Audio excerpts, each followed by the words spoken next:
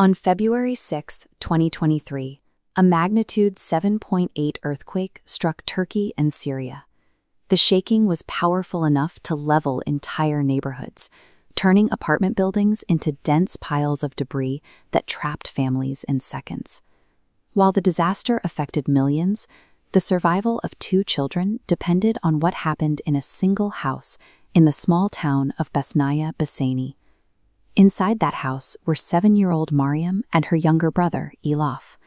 Their experience is a window into the thousands of isolated, terrifying moments that occur beneath the surface of a global catastrophe. When the building failed, the floors pancaked on top of one another, sealing Mariam and Elaf inside the wreckage of their own home. In an instant, the sound of the collapse was replaced by absolute darkness and a heavy, suffocating silence.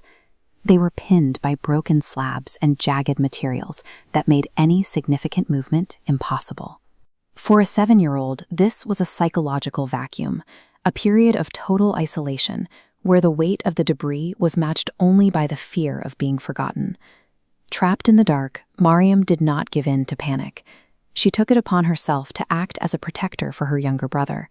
She managed to shift her position just enough to place her hand and arm directly over Elaf's head. This diagram shows how a rigid support redistributes weight.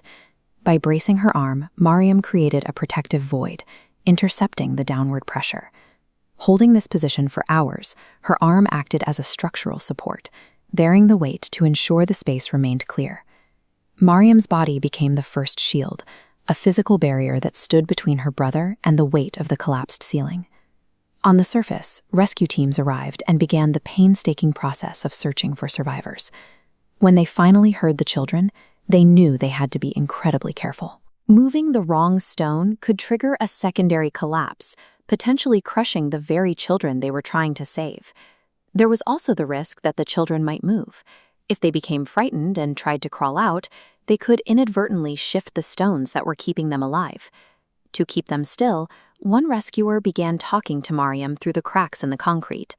He didn't talk about the rescue or the heavy equipment.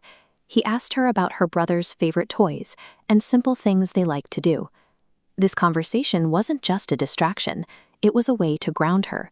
By focusing on these familiar details, he kept her calm and physically stationary. This was the second shield, a deliberate effort to protect a child's mind, creating the psychological stability necessary for the physical rescue to succeed. After hours of carefully removing debris, the rescuers finally cleared enough stone to reach the siblings. Both Mariam and Elaf were pulled out alive and immediately taken to a hospital for treatment. Their story was documented and shared on social media by UN Representative Mohammed Safa. This map tracks how the story moved across digital networks.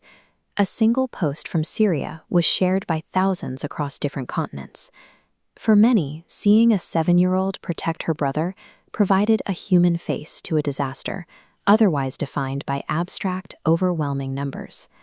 Surviving the darkness required 2 forms of defense: the physical strength to hold back the weight of the world, and the calm focus required to keep the mind intact.